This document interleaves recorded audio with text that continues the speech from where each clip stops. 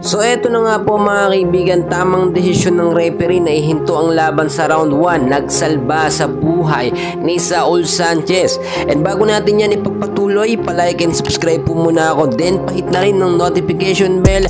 Maraming salamat po. Well mga kaibigan, marami nagsasabi na tama lang daw talaga ang desisyon ng referee na ihinto ang laban sa round 1 dahil hindi na nga po talaga kinakaya nitong si Saul Sanchez ang lakas ng suntok ng ating angas ng Pinas. Pero hindi talaga may kakaila o hindi rin natin may iwasan na may magsabi na dapat nga daw po itinuloy yung laban doon sa round 1 at makakapagpahinga naman daw si Sanchez pagdating ng round 2 mga kaibigan. Syempre may ilagan niya na o may iwasan niya na yung mga ganong bira o mga tira nitong si Casimero Cuadro Alas.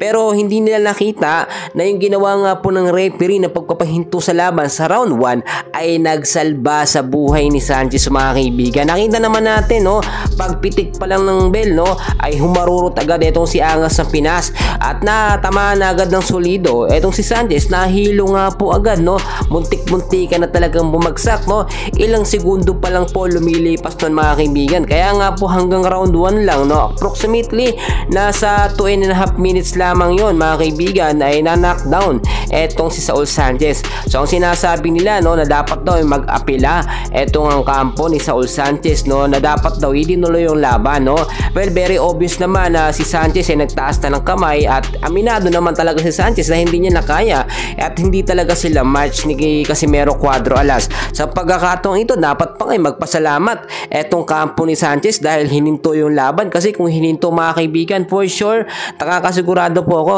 posible talaga malaki ang tsansa na makomatose eto nga pong si Saul Sanchez. Alam nyo, napakatindi po ng mga suntok ni Angas ng Pinas mga kaibigan.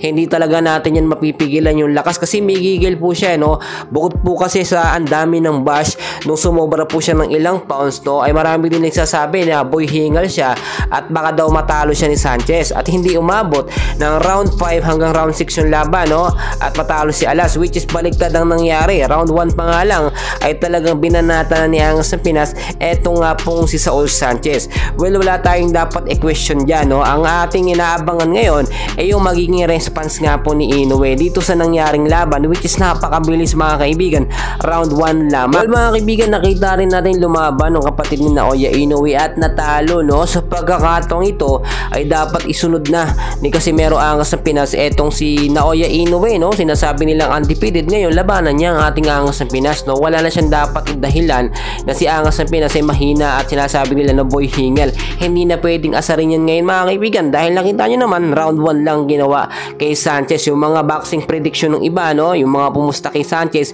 iyak kayo ngayon mga kaibigan kasi wala kayong tiwala sa ating Angas ng Pinas. So mga nakapansin din napansin nyo din yung huling naging laban ni Angas ng Pinas bago kay Sanchez, yung kay Yukinori Ogoni, round 4 lamang yun mga kaibigan, pinahinto ang laban dahil nga sa napakasulitong suntok ni Angas ng Pinas ay pumutok ang kilay po or nitong si Yukinori Ogoni at sinasabi headbutt nga daw po mga kaibigan.